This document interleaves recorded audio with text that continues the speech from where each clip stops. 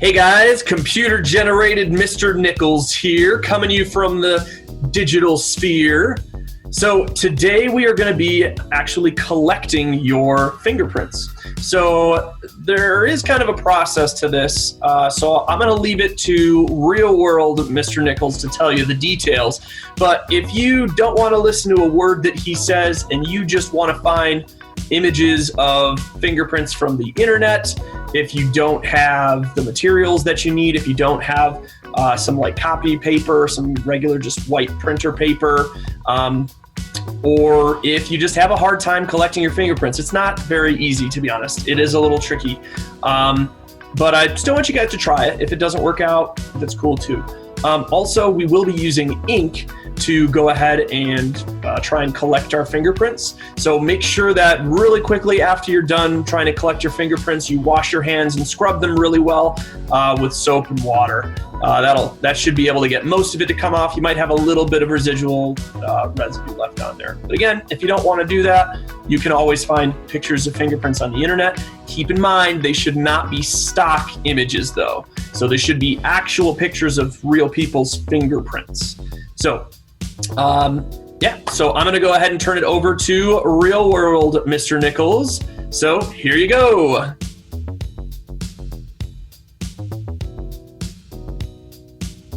Thanks, computer generated Mr. Nichols. Real Mr. Nichols here. Hope you guys are doing well. Good to see ya. So I'm going to be helping you guys today figure out how to collect your fingerprints. Now, if we were to do this together, we would have used powder and it would have been a little bit more efficient, but I figured we could try this in a little bit more of a home environment so that way you guys can do this. So what we're going to do is we're just going to use ink. Now, to be honest, I tested this out a couple times and I found that Sharpie is the best. Dry erase markers don't really work that well. I don't actually have any like washable markers, so if you want to try those, you can. But basically what you're going to do is you're just going to take your marker and you're going to color in the tip of your finger. I'd recommend, being that the document asks for 3 different fingerprints, I'd recommend using your pointer finger, your middle finger, and then your ring finger. Your pinky and your thumb, they just end up being a little bit difficult to maneuver. I would recommend using those 3 fingers. It'll probably be the easiest for you. Now, obviously, when you're applying the ink to your finger, you're going to want to wash it off pretty quickly after. Obviously, if you're using a Sharpie, you're using permanent marker, it could stain your skin for a little while. So make sure that once you're done and you get a good lift, a good print, that you go and wash your hands right away. So that way it reduces as much of the black that stays on there. You can use other colors, by the way, if you have other types of Sharpies, but you definitely want to use dark colors. So maybe blue, maybe green. It's still a little light, but black would definitely be ideal. So if you could bring it in a little closer. So when you go ahead and do this, you're going to want to roll your finger from left to right. You don't just want to press it straight down. So if you press it straight down, it's going to be really easy to smudge it, and you probably won't get this right on your first time. So it's totally fine if you need to do multiple times through. To be honest, I've just reapplied the ink if it didn't work out the first time. So let's go ahead and check. I'm going to try my pointer finger here. So you're going to go ahead and just color in the tip of your finger, and you want to really cover the edges. You don't want any blank spots. You want to really be applying quite a bit of ink. So then you'll want to do this pretty quickly. You're just going to gently roll your finger from one side to the other. And wow, look at that. That worked out really good the first try. It took me a lot longer previously. So I'm going to go ahead and try and do that with my second finger. And if you mess up, you can always just reapply it. Just put the ink right on your finger. You don't have to wash it in between. Most of the ink is going to be transferred to the paper, so there won't be that much left on your finger. I'm going to go ahead and do that there. Okay. Okay. So the last one was a little bit gross, so I'm going to try it again.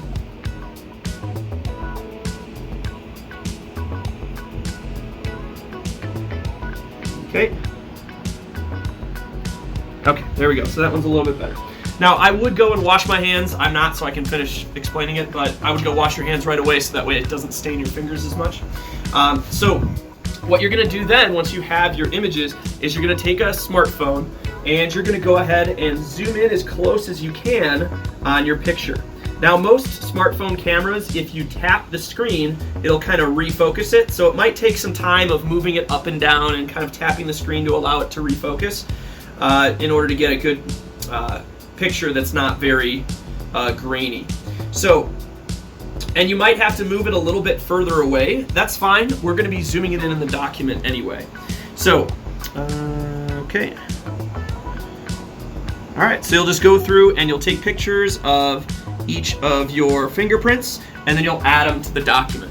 So remember, you'll need to do two things for each of your 3 fingerprints. You'll need to identify what the overall shape is. Is it an arch? Is it a loop? Is it a whorl? And then is it for example, is it a plain arch versus a tented arch? Is it a radial loop versus an ulnar loop? So you need to be very specific with that. And then you need to identify at least 5 points of minutia. So I'm gonna go ahead and send it back to computer-generated Mr. Nichols. Thanks for stopping by, guys. Hopefully you're doing well. See ya.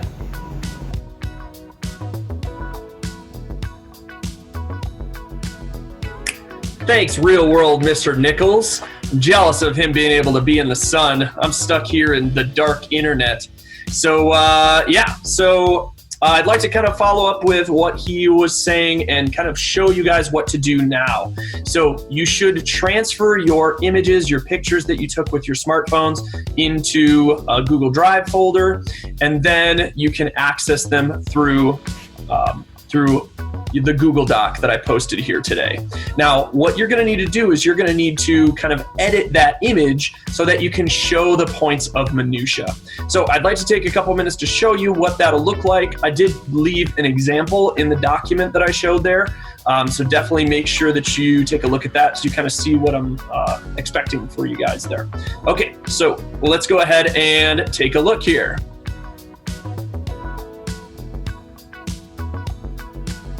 All right, so let's go ahead and walk through how to make your fingerprint image so that you can analyze it a little bit further.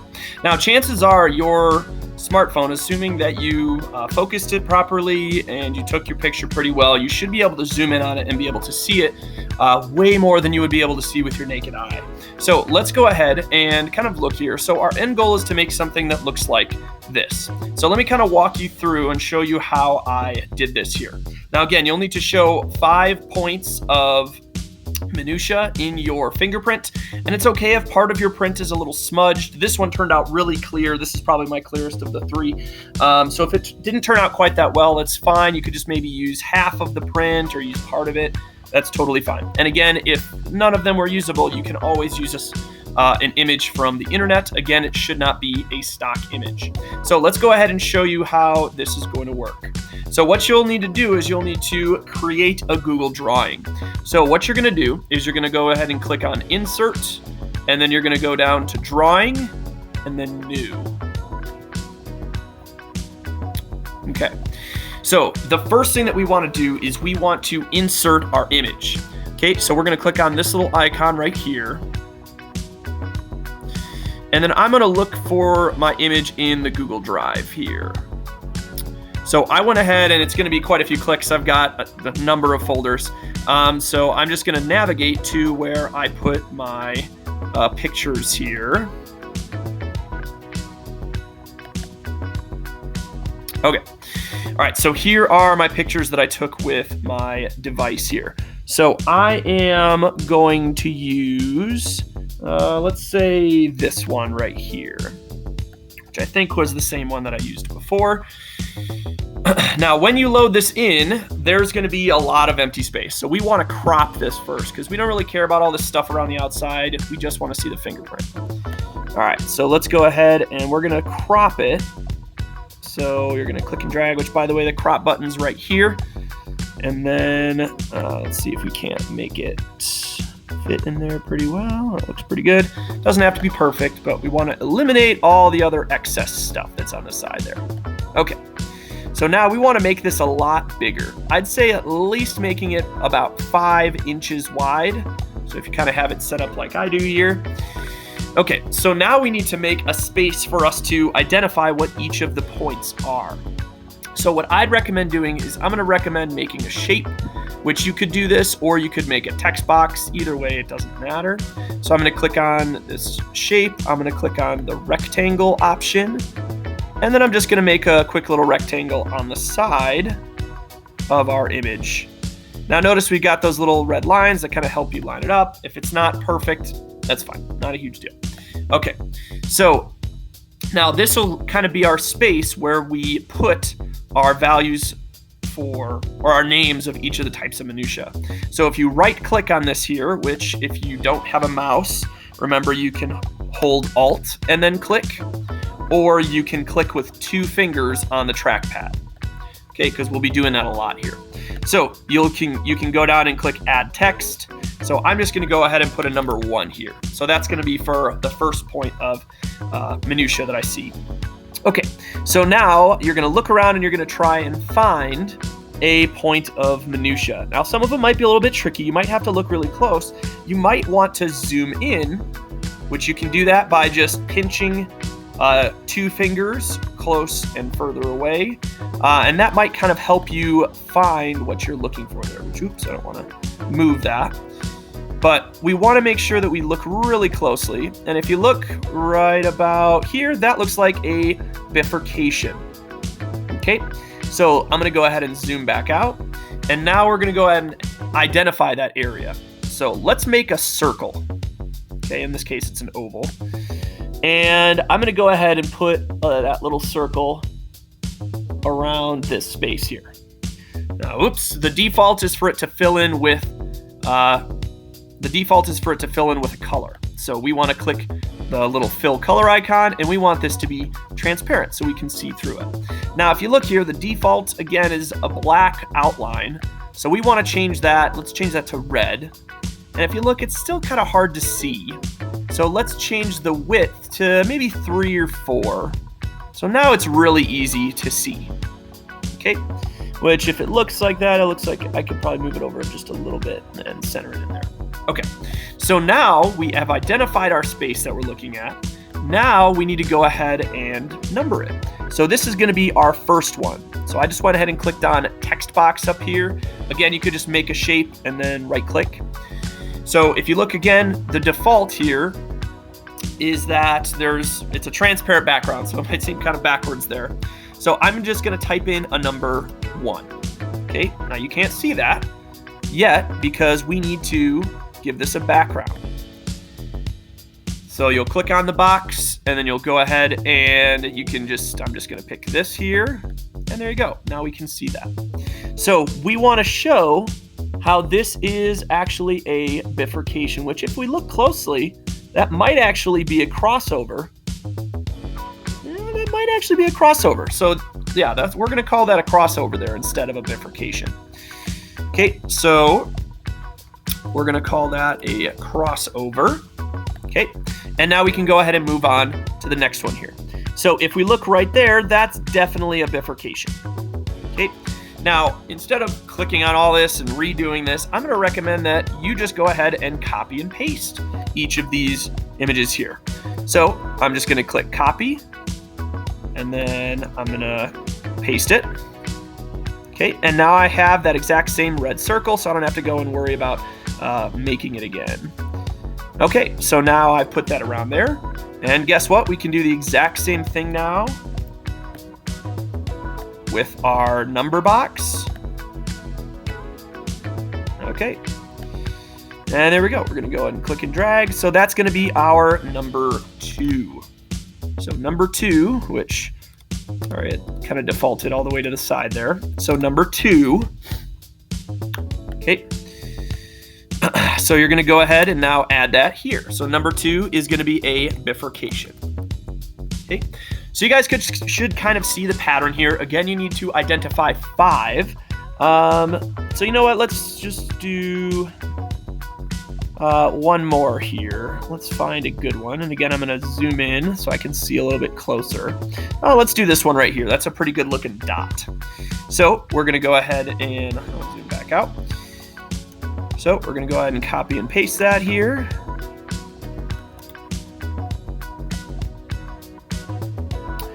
And where'd it go? There it is. Okay. So same thing, we'll just copy and paste our number. Oop, not that. Which one thing to keep in mind is if you're copying one of these text boxes, you do need to have, see how there's these 4 little arrows instead of the little cursor to select text. If you just click that and you click copy, it's not going to copy the whole box. So you want to click to the outside, so you've selected the whole box there. All right, and then we click and drag that up here. And there we go, it's going to be number 3. Which, and if you look there, for some reason it keeps on defaulting over to the side. I think probably because it thinks that it's a list.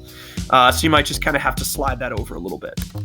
Okay, and there you go. So there's number 3. So we're going to call that a dot. So notice how that dot has about the same length as it does the width. So that's not going to be a short ridge. Okay.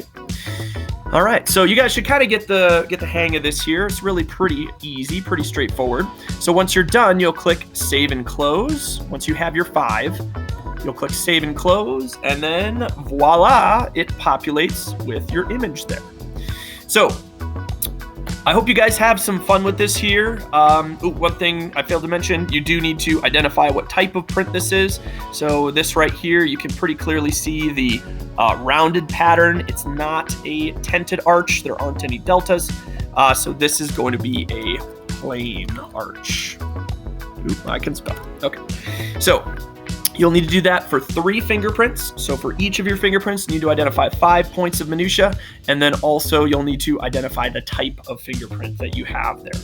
Okay, so if you need any help, remember you can look up to this little guide here, helping you with what type of ridges we have, and then also you can always go back to our notes if you need. So I hope that this was helpful, and I hope you all have a fantastic day. Looking forward to seeing what you guys come up with. All right.